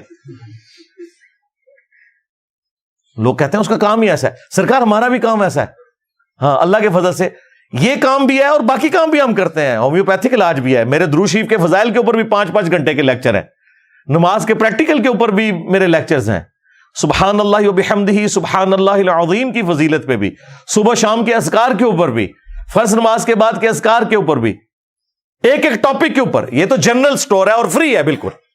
تم لوگ چندے لے کے کام کرتے ہو، ہم اپنی جیب سے کھلا کے کرتے ہیں، یہ فرق ہے۔ تو سرجن والا کام جو کر رہا ہے اسے آپ کرنے دیں۔ اگر آپ نہیں کر سکتے تو یہ تو نہ کہیں کہ آپ اس طرح نہیں اس طرح کر لیں، بھائی تجھی کر کے دس دو، نہیں انجینئر صاحب یہ تو بڑا مشکل کام ہے، یہ آپ ہی کر سکتے ہیں، تو پھر منو کرن دو، سیدھی جی گل ہے۔ علمی پوائنٹ نمبر 4، اور وہ ہے اللہ کے محبوب صلی اللہ علیہ وآلہ وسلم کی تعلیمات اس حوالے سے کیا ہیں کہ آپ نے قرآن و سنت کو فائنل اتھارٹی ماننا ہے اور بڑے سے بڑے کسی بزرگ کی کوئی پرواہ نہیں کرنی۔ یہ ہمارے محبوب صلی اللہ علیہ وآلہ وسلم نے ہمیں سکھایا۔ اس کانٹیکسٹ میں ایک آیت ہے سورہ التوبہ کی آیت نمبر 31، اتخذوا احبارہم ورہبانہم اربابا من دون اللہ۔ یہود و نصارہ نے اپنے علماء کو اور اپنے صوفیوں کو، یعنی جوگیوں کو، راہبوں کو رب مان لیا ہوا تھا اللہ کے مقابلے کے اوپر۔ اس آیت کے کانٹیکسٹ میں جامعہ ترمذی میں ایک حدیث ہے، اور شیخ البانی اسے سلسلہ احادیث صحیحہ کے اندر بھی لے کے آئے ہیں، کہ عدی ابن حاتم جو مشہور فیاض عرب کے حاتم تائی کے بیٹے تھے، وہ مسلمان ہوئے اور کہتے ہیں میرے گلے میں سلیو لٹکی ہوئی تھی، میں نبی الاسلام کی خدمت میں حاضر ہوا، میں نے کہا یا رسول اللہ قرآن میں ایک آیت ایسی ہے جو کھٹکتی ہے میرے دل میں۔ نبی الاسلام نے فرمایا کہ کون سی آیت؟ تو انہوں نے یہی آیت پڑھی، اتخذوا احبارہم ورہبانہم اربابا من دون اللہ، یہود و نصارہ نے اپنے علماء کو اور راہبوں کو اپنا رب مان لیا تھا اللہ کے مقابلے پر. تو ان کا یا رسول اللہ ہم نے تو کبھی بھی اپنے علماء کی کوئی پرستش اس حوالے سے نہیں کی. تو نبی الاسلام نے فرمایا کیا جب تمہارے علماء اور راہب کسی بات کو حلال یا حرام کہتے تھے اپنی مرضی سے تو تم ان کے فتووں کو مان نہیں لیا کرتے تھے؟ ان کا یا رسول اللہ ایسا ہی تھا. فرمایا یہی تو ان کو رب بنانا ہے. یعنی نبی الاسلام دوسرے معنوں میں پتہ کیا کہہ رہے تھے؟ اے عدی ابن حاتم، تم نے کر لینا تھا غور کہ احبار اور رہبان کا خدا اور ہے، کتابوں کا خدا اور. کیونکہ نبی الاسلام ایک عام آدمی کو کہہ رہے ہیں کہ تو نے کیوں اپنے مولویوں اور اپنے بزرگ بابوں کے فتووں کے اوپر بنیاد رکھ لی؟ تمہیں دیکھنا چاہیے تھا کہ حق بات کیا ہے. یہ نبی الاسلام کی بھی تعلیمات ہیں کہ مرنے سے پہلے اے مسلمان کر لے اس پہ غور، کتابوں کا خدا اور ہے، بابوں کا خدا اور. اگرچہ بابے بھی اسی خدا کے ماننے والے تھے لیکن ان کوالٹیز کے ساتھ نہیں جو قرآن و سنت میں آئی ہیں، بلکہ ان کوالٹیز کے ساتھ جو ان کے بزرگوں نے سکھائی ہیں. ہم ان بابوں کو مانتے ہیں جو کتابوں کو مانتے ہیں. یہ بھی ہمارے بابے ہیں لیکن دیکھیں ہم نے ان کو احترام سے یہاں رکھا ہوا ہے. ان کی کتابوں کو آج 1200 سال بعد بھی ہم رسپیکٹ دے رہے ہیں کیونکہ انہوں نے اپنے نبی کے ساتھ غداری نہیں کی. انہوں نے قرآن و سنت کی تعلیمات ہم تک پہنچائی ہیں. تو ہم ان بابوں کو مانتے ہیں جو کتابوں کو مانتے ہیں. جو کتابوں کے غدار ہیں ان بابوں کو ہم نہیں مانتے. بالکل سیدھی سی بات ہے. تو نبی الاسلام کی یہ حدیث بالکل اس بات کا ثبوت ہے کہ علماء اور بزرگوں کی بات کو بغیر تحقیق کے ماننا اور اسے کاؤنٹر ویریفائی نہ کرنا یہ یہود و نصارہ کا طریقہ ہے. سورۃ الاحقاف میں اللہ تعالیٰ نے ہمارے محبوب علیہ السلام کو علمی ڈیبیٹ کرنے کا طریقہ سکھایا. ایتونی بکتاب من قبل ھذا او اثارۃ من علم ان کنتم صادقین. اے نبی اگر یہ اس قرآن کو نہیں مانتے نا تو ان سے کہو کہ اس قرآن سے پہلے کوئی اگر کتاب ہے، ایتونی بکتاب من قبل ھذا او اثارۃ من علم، یا کوئی علم کے آثار یعنی سنت چلتی آ رہی ہو، احادیث تمہارے انبیاء کی، وہ لے آؤ. اگر تم سچے ہو ان میں سے بات کرو. یہی بات آج ہم کر رہے ہیں کہ نہ میں وابی نہ میں بابی، میں ہوں مسلم علمی کتابی. علمی کتابی سے مراد نہیں کوئی علمی کتابی فرقہ ہے، مسلم ہے ہم. علمی کتابی ان معنوں میں کہ علم اور کتاب کے اوپر بنیاد ہونی چاہیے. اور وہ قرآن کی آیت میں لکھا ہے ایتونی بکتاب من قبل ھذا، کتاب لے آؤ، او اثارۃ من علم، یا کوئی علم کے آثار. علم بھی آ گیا کتاب بھی آ گیا اگر تم سچے ہو تو. پھر سورہ النساء میں جس شان سے آیا ہے یا ایھا الذین آمنوا اطیعوا اللہ واطیعوا الرسول، اے اہل ایمان اطاعت کرو اللہ کی اور اطاعت کرو اس کے رسول کی. وَأُولِي الْأَمْرِ مِنْكُمْ، اور اپنے حکمران کی بھی. لیکن اس کے ساتھ اطاعت کا لفظ نہیں آیا یہ بتانے کے لیے کہ یہ ایبسولوٹ نہیں ہے، ریلیٹیو ہے. کیوں؟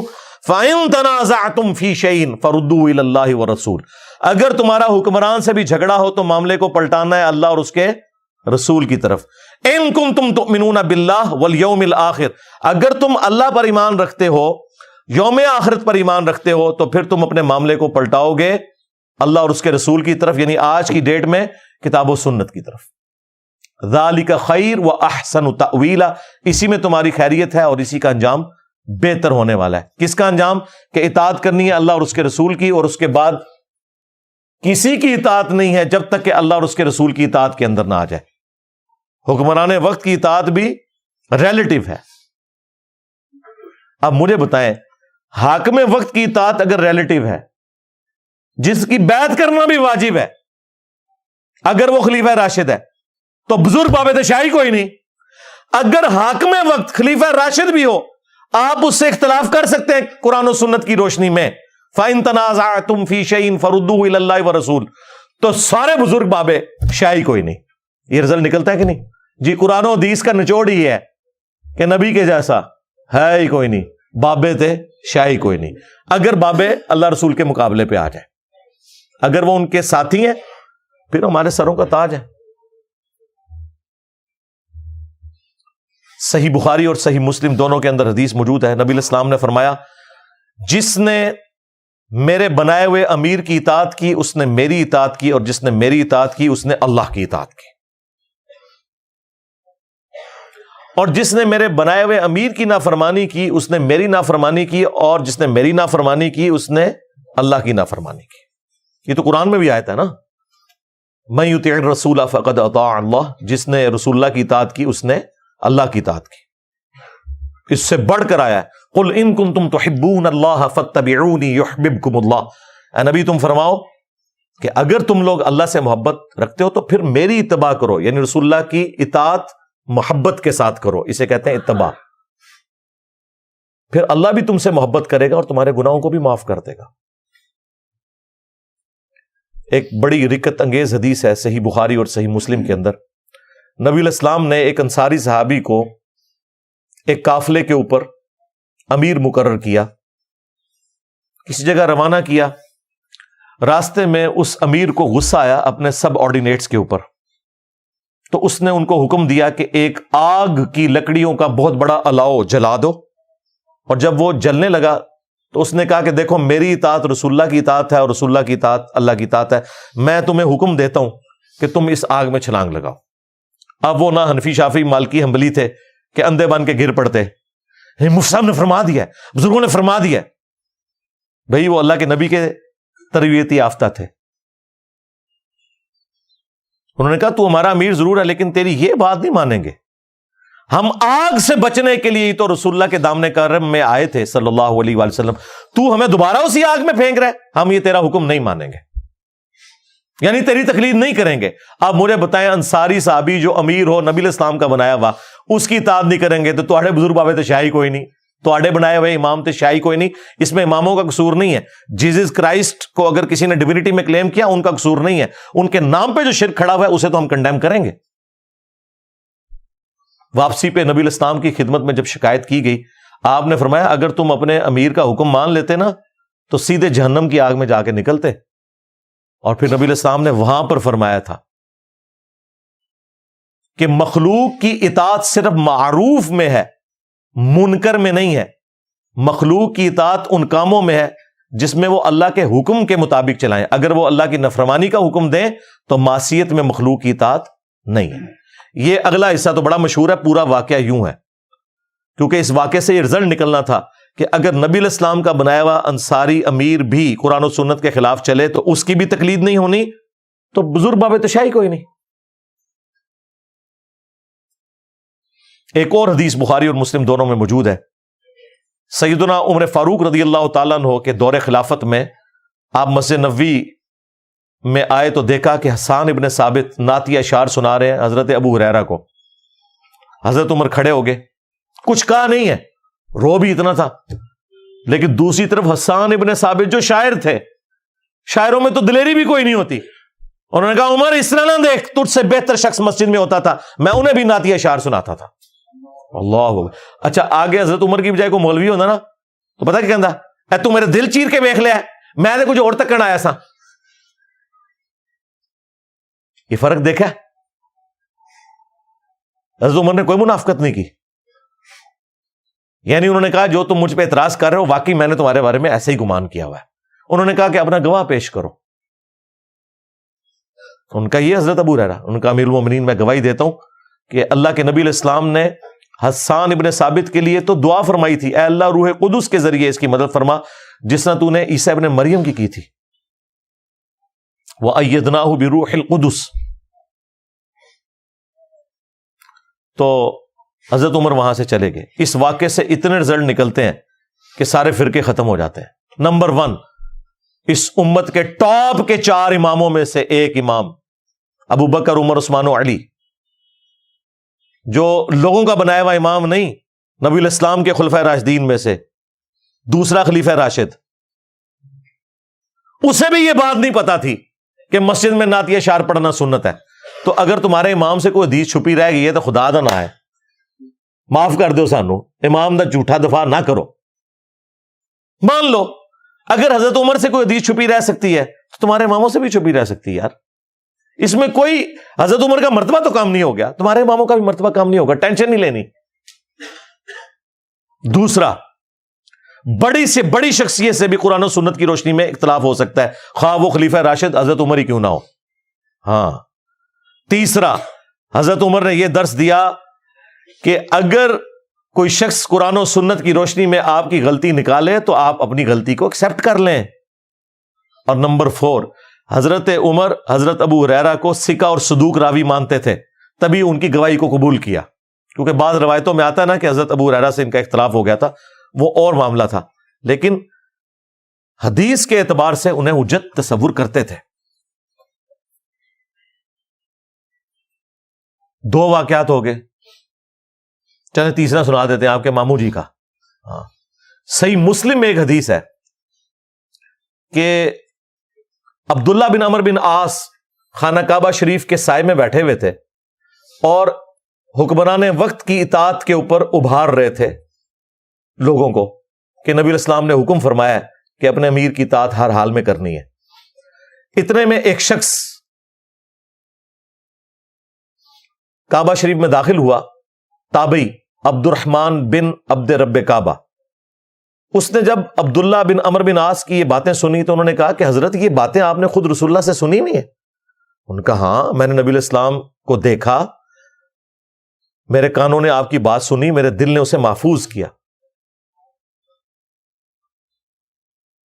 تو اس نے پھر آگے سے کہا کہ اگر امیر کی اطاعت کا اتنا حکم ہے تو اس وقت جو ہمارے امیر ہیں، آپ کے چچا کا لڑکا معاویہ ابن ابی سفیان، وہ تو ہمیں حکم دیتا ہے کہ ہم لوگوں کو ناحق قتل کریں اور ان کا مال حرام طریقے سے ہڑپ کریں. اے سرکار، مولانا شریف نہیں، یہ مسلم شریف ہے.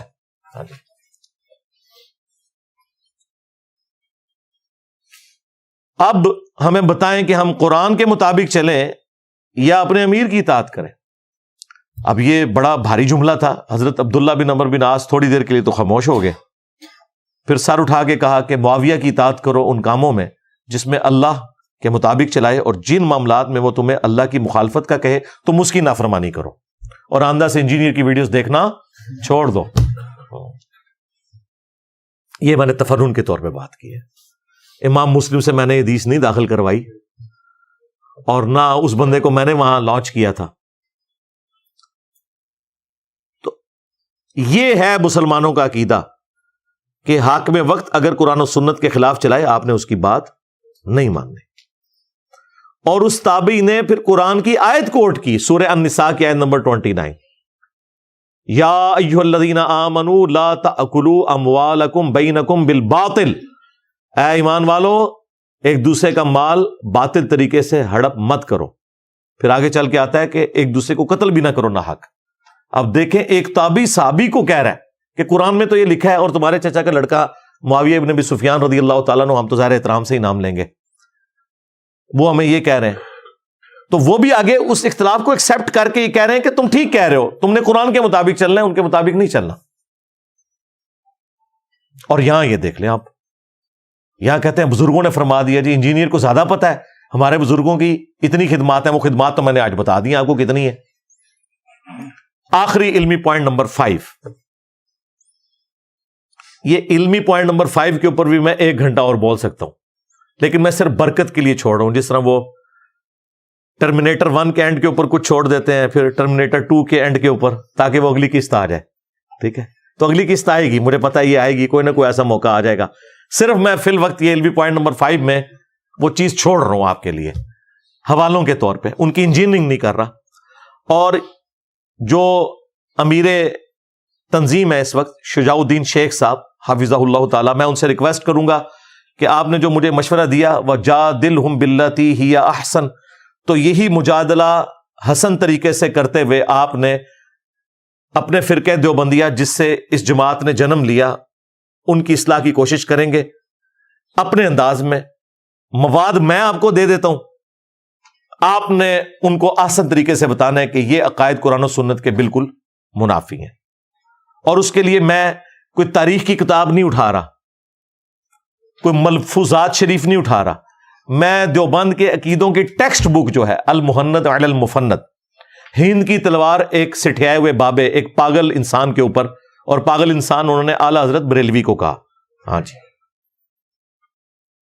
اس سے آپ کو کچھ حوالے دوں گا اور میں آپ سے ریکویسٹ کروں گا کہ یہ جو حوالے ہیں نا، ان کو آپ نے آسان طریقے سے مجادلہ کر کے ان کو بھی سمجھانا ہے اور ان کے ماننے والوں کو بھی سمجھانا ہے. پہلے تو کتاب کا نام احمد رضا بریلوی کو انہوں نے مفند کہا. یہ آپ نے ان کو سمجھانا ہے کہ ہمارے بزرگوں نے غلطی کی ہے، یہ سمجھانے کا انداز نہیں ہوتا. دوسرا، انہوں نے اس میں لکھا کہ احمد رضا بریلوی اور ان کی پوری جماعت ایک شیطانی لشکر ہے جو ہم پہ حملہ آور ہوا ہے، جیسا کہ انبیاء کرام پر شیاطین حملہ آور ہوتے تھے، علماء دیوبند رضی اللہ عنہم پر یہ حملہ آور ہوئے ہیں. 14ویں صدی دے مولویوں رضی اللہ عنہم. تو شیطان کا مطلب یہ ہے کہ کافر کہہ دیا نا. شیطان انبیاء پہ مسلمان شیاطین حملہ آور ہوتے تھے، کافر ہوتے تھے. اچھا، تیسرا اس میں انہوں نے کہا کہ محمد بن عبد الوہاب صاحب کی پوری جماعت جو ہے یہ وہابی فرقہ اہل حدیث، یہ خوارج کی ایک جماعت ہے. ان کو خارجی کہا. یہ آپ نے آسان طریقے سے انہیں سمجھانا ہے. چوتھی بات، اس کتاب کے اوپر آپ کے حکیم الامت اشرف علی تھانوی صاحب اور ڈاکٹر اسرار صاحب کے حکیم الامت اشرف علی تھانوی صاحب کے سگنیچر ہوئے ہوئے ہیں، اور 30 علماء کے مزید سگنیچر ہیں، جس میں آپ کی جماعت کے بزرگان دین یوسف لدھیانوی صاحب بھی اور یہ لوگ بھی شامل ہیں. سارے بعد والے بھی اس میں اپنے سگنیچر وقت کے ساتھ ایڈ کر کے نا اس کو یعنی انڈورس کرتے رہتے ہیں. تو آپ نے یہ بتانا ہے کہ اشرف تھانوی صاحب نے اس طرح کی کتاب کو انڈورس کیوں کیا. ٹھیک ہے جی، 4 باتیں ہوں گی. 5ویں بات، اس میں عقیدہ انہوں نے لکھا ہے کہ ہم بزرگوں کی قبروں اور سینوں سے فیض لینے کے قائل ہیں. ہم بزرگوں کی قبروں اور سینوں سے فیض لینے کے قائل ہیں، اس طریقے پہ نہیں جو عوام میں رائج ہے، اس طریقے پہ جو خواص میں ہے. اب وہ خواص میں کون سا ہے وہ آپ نے ہمیں بتانا ہے. انہوں نے تو آپ کو نہیں بتانا، ہم بتا دیتے ہیں کہ کیا ہے خواص کے اندر. بتا دیں کس طریقے سے بتائیں؟ قبروں سے جی انہوں نے بتایا ہوا ہے.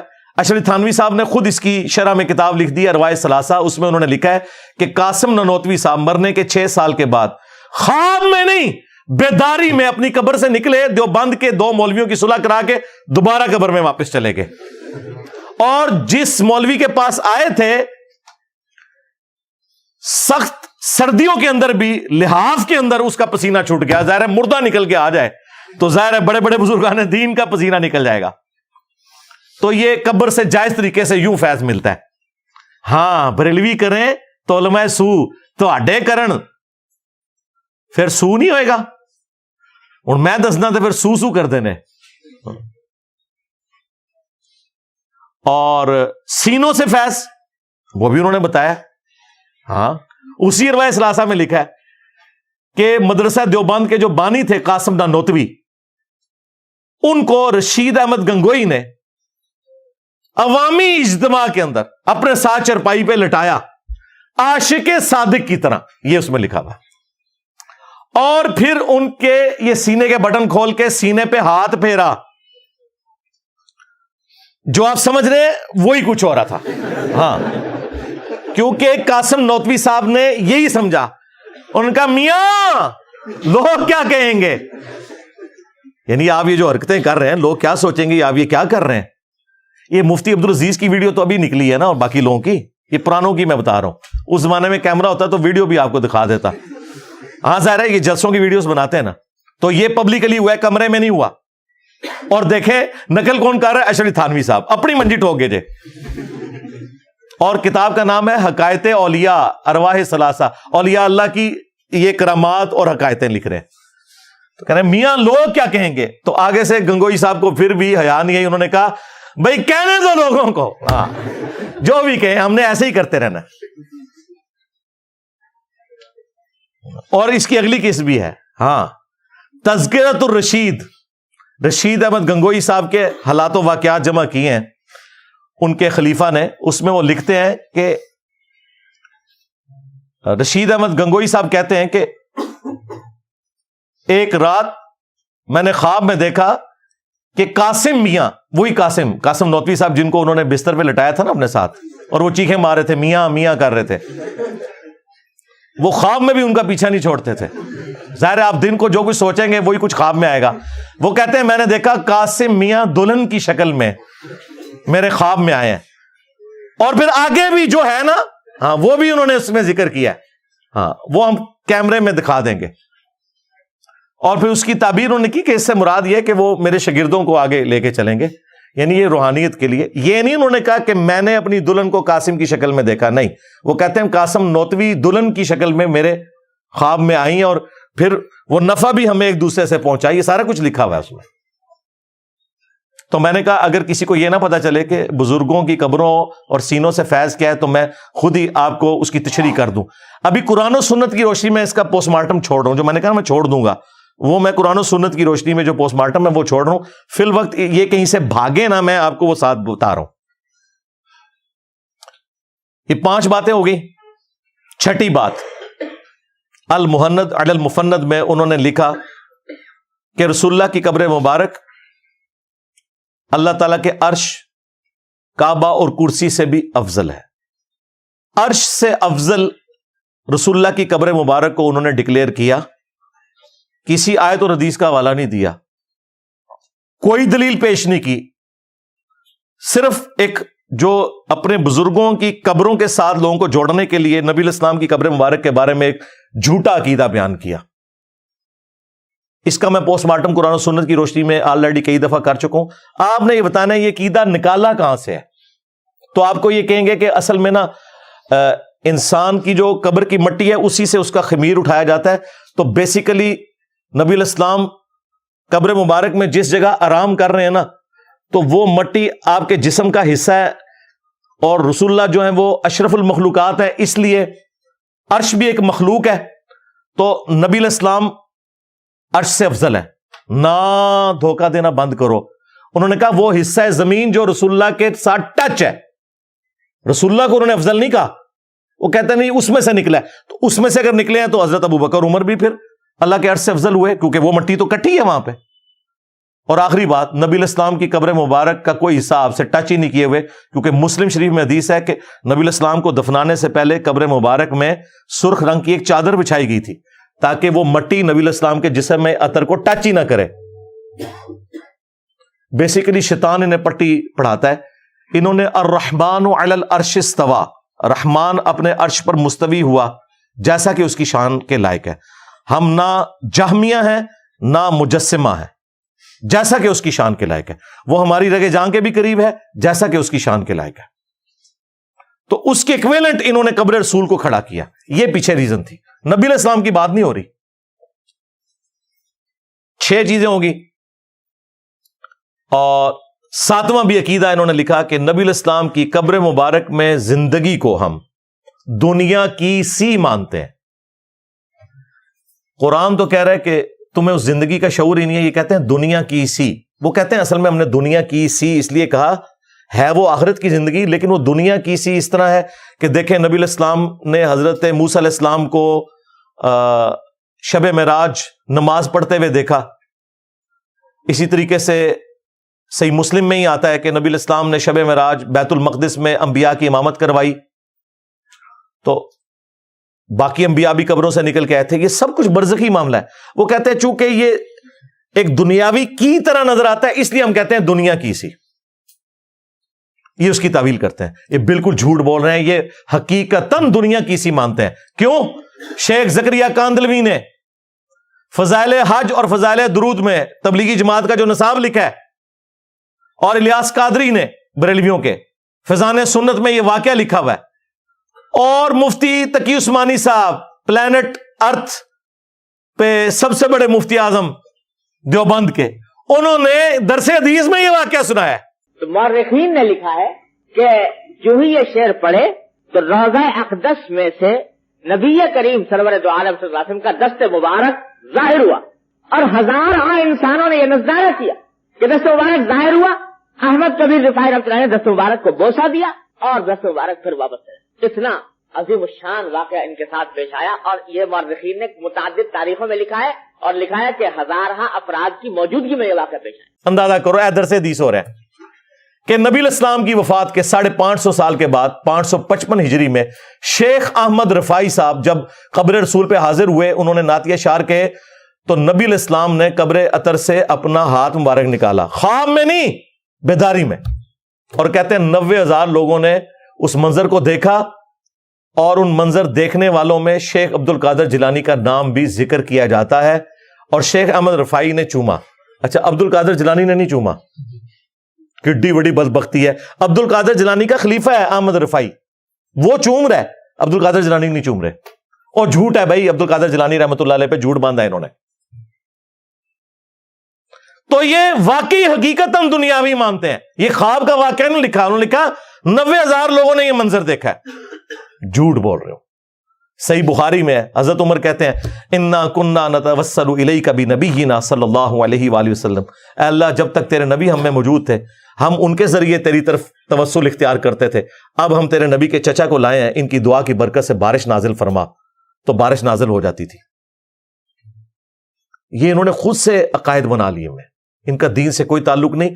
یہ دنیاوی زندگی قبر کے اندر رسول اللہ کی یا دنیا کی سی، یہ بھاگ سکتے تھے، میں نے بھاگنے کا راستہ بند کر دیا کہ یہ واقعی دنیا کی سی مانتے ہیں. آخرت کی زندگی تو ہم بھی مانتے ہیں، جسم اطہر کو سلامت ہم بھی مانتے ہیں. سرکار یہ وہ 3 عقیدے ہیں جو پچھلے 8-10 سالوں میں بار بار مختلف ویڈیوز میں بیان کر رہا ہوں، لیکن کوئی اس کا علمی جواب نہیں دے رہا. انہیں پتہ ہے اس کا جواب نہیں، اگر جواب دیا تو لوگ کہیں گے یار یہی گل تو بریلوی بھی کر دینے. وہ جو فرنچائز ہیں 2 علیحدہ کھولی بھی، وہ ختم ہو جائیں گی. ابھی اور باتیں بھی ہیں. تھانوی رسول اللہ نہیں جی وہ خواب میں تھا، نہ سرکار اس میں لکھا ہوا ہے، میں بیداری میں بھی پڑھ رہا ہوں. نہیں وہ دیکھیں وہ بیچارہ کہہ رہا نا میں بے اختیار ہوں. ہم نے کہا ہم بابی کو تو کہہ نہیں رہے، بابے کو کہہ رہے ہیں. بابے کو جب اس نے خط لکھا تو بابے نے کہا اس میں تسلی تھی، تیرا پیر اشلی تھانوی متبع سنت ہے، اس لیے تو نے اپنے پیر کے نام کا کلمہ پڑھا ہے. تو کیا ابو بکر عمر عثمان و علی کے بیعت کرنے والے صحابہ کرام یا تابعین ان کے ناموں کا کلمہ پڑھتے تھے؟ تو تھانوی رسول اللہ، اور اس میں ہے اللہم صلی علی نبینا اشرف علی. ہاں جی یہ بھی لکھا ہوا ہے. اس کا جواب بھی وجادلہم باللتی ہی احسن کے تحت آپ نے دینا ہے. اور آخری والا بھی، اشرف تھانوی صاحب نے کسی کم سن لڑکی سے شادی کرنی تھی تو اپنے مرید کے ذریعے ایک جھوٹا خواب، ظاہر میں تو اسے جھوٹا خواب شیطانی خواب ہی سمجھتا ہوں، گھڑوایا. اور دیکھیں بیوقوف کتنے اپنے رسالوں میں چھاپتے رہے، عالم داد رسالے میں. یہ تھانوی رسول اللہ بھی خود چھاپا ہے. یہ نہ سمجھے کہ میں نے کوئی گن پوائنٹ پہ کہ میں تھوڑی بےزتی کرنی ہے تو تسی چھاپو. بھائی میرے تو والد صاحب کی بھی پیدائش سے پہلے کا یہ رسالہ چھپتا ہے، 100 سال ہو چکے ہیں. تو اس رسالے میں انہوں نے ایک تو یہ واقعہ لکھا، اور ایک اور رسالے میں عالم داد میں انہوں نے لکھا کہ ایک مرید نے خواب دیکھا ہے کہ حضرت عائشہ جو ہیں سلام اللہ علیہا وہ تھانوی صاحب کے گھر آئی ہیں. تو تھانوی صاحب پتہ کہتے ہیں اس کی تعبیر میں نے یہ کی کہ کوئی کم سن لڑکی میرے ہاتھ لگے گی. دیکھ رہا ماں کو ہے، اور پھر وہ اس کی تعویل کرتے ہیں کہ چونکہ نبی علیہ السلام کی جب شادی ہوئی تھی سیدہ عائشہ کے ساتھ تو وہ کم عمر تھیں، تو حضرت عائشہ کا میرے گھر آنا اس کا مطلب یہ ہے کہ میرے عقد میں بھی کوئی کم سن لڑکی آئے گی. یہ یعنی یہ جو آج کے صرف مفتی نہیں ہے جو مطلب مریدنیوں سے یا شاگردنیوں سے شادیاں کرتے ہیں، پرانے بھی یہی کچھ سمجھے. اور تختہ مشق کس کو؟ اما عائشہ کو سلام اللہ علیہا.